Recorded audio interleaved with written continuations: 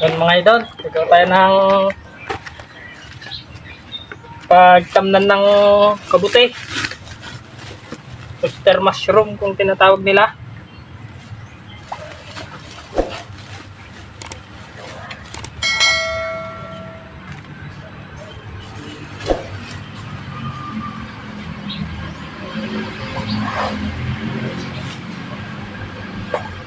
Tinatanggal natin yung mga malalaking pusot para hindi mabutas yung supot nuwan pag nagbag na tayo.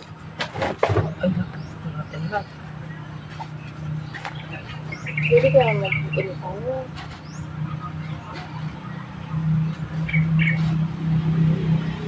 Paano kami? Mga ganito mga idol yung tinatanggal natin. Ito. Ha? Gusto ko. Gusto ko na ba? Gusto ko na ba? Oh, gusto ko na? Gusto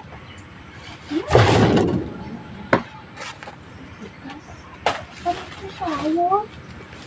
Ano ba?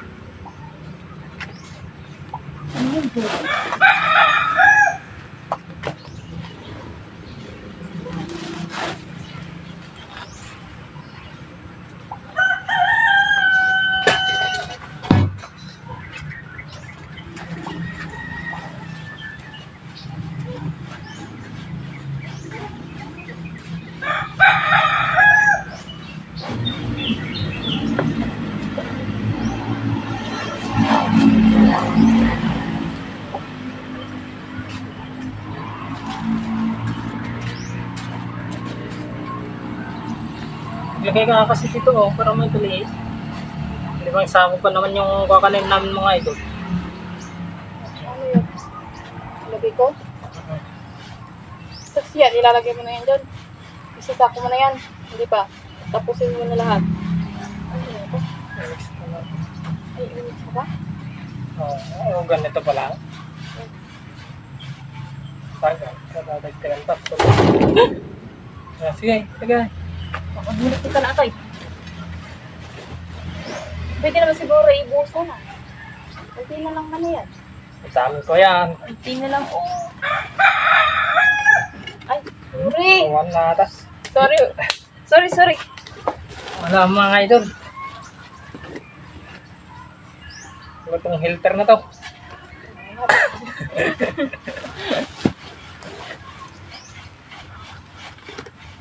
Baka pwede naman siguro buhatin ko na lang yun. Tahan-tahan mo lang nga dito eh. Matagal din. Nakakalula. Sige. Mamaya. Hello mga ka-idol, magandang buhay. Venus over ko na nga muna ang sasabihin kasi nga medyo hindi pa sanay sa dakdakan si Idol yun. Yun nga pala mga ka-idol, itong araw na ito ay naisipan ni Idol Michael na linisin ang kusot na binili namin sa mga gumagawa ng mga furniture. Bali 20 pesos isang sako ng kusot mga ka-idol. Tatanungin niyo mga ka-idol kung saan ito gagamitin ay para ito sa gagawin naming pagpapatubuan ng mushroom. Dito sa lugar namin mga ka-idol, ang tawag ay uong, sa English naman mushroom, sa Tagalog naman kabute. Kung tatanungin nyo din mga ka-idol, kung may experience orient si idol sa paggawa nito, ay oo mga ka-idol, sariling orient yan mga ka-idol, gawa na rin ng panunood sa YouTube. Kasi nakikita namin mga ka-idol, marami nagbablog tungkol sa paggawa ng mushroom. At saka hilig niya din talaga mga ka-idol yung kung ano na napapanood niya sa YouTube, yun din yung gagawin niya mga ka-idol. Ganun siya. Siyempre, ako bilang kasangga niya, ka-idol, todo support naman sa mga ginagawa niya. Siyempre, sino pa ba naman magtutulungan, tayo-tayo lang din. Gaya din ng ginagawa ng ate ko dyan, na tinulungan na nga kami mga ka-idol sa aming ginagawa. Mabilis talagang gawain kapag maraming gumagawa mga ka-idol. Siyempre, kapag may kasama ka sa gawain, hindi talaga mawawala yung asaran, kulitan, daldalan, chismisan mga ka-idol.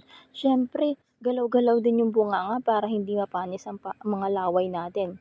At saka pala mga ka-idol, sa susunod na mga upload namin siguro yung paraan ng paggawa ni Idol Michael ng mushroom yung sunod namin. Is lang din namin i-share kung paano at kung ano-anong mga hakbang ginawa ni Idol sa paggawa ng kamote o uong kung tawagin sa Ilocano mga ka-idol. Na natutunan nga din sa mga eksperto na pinapanood niya lang din sa YouTube na ngayon siya na mismo ang gumagawa. Sana wag kayong mawawala mga ka-idol Ang tuloy-tuloy nga itong ginagawa namin mga ka-idol. Payo lang din na medyo hindi ito maganda lalo na sa may mga hika o asma. Lalo na itong ginagawa namin ngayon na unang way sa paggawa dahil masyadong maalikabok. Kaya nga tinakpan na din namin ni Idol ng mga ilong namin dito. Dahil pwede kang ubuhin dala ng alikabok nga pero kapag yung bunga naman mga ka-idol, syempre pwede na kasi isa itong masustansyang gulay. Sabi ko nga ay yung mushroom, kabute, o sa Ilocano dito sa amin mga ka-idol ay uong.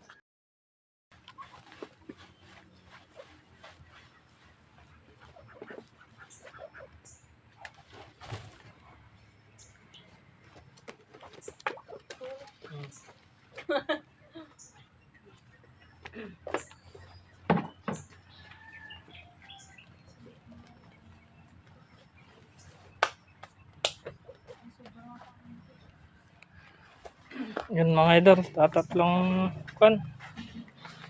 Yung papagan. Tatatlong sako na lang mga idol natira sa 5 sako kanina.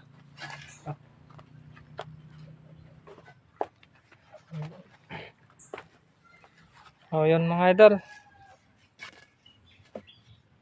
Saka na tayo mag-mix, hapon na. Hindi natin kakayanin. Tsaka dadagdagan ko pa mga idol.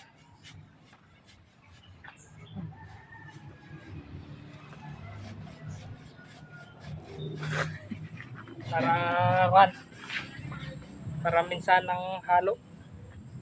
Dadagdagan pa natin, bibili pa tayo.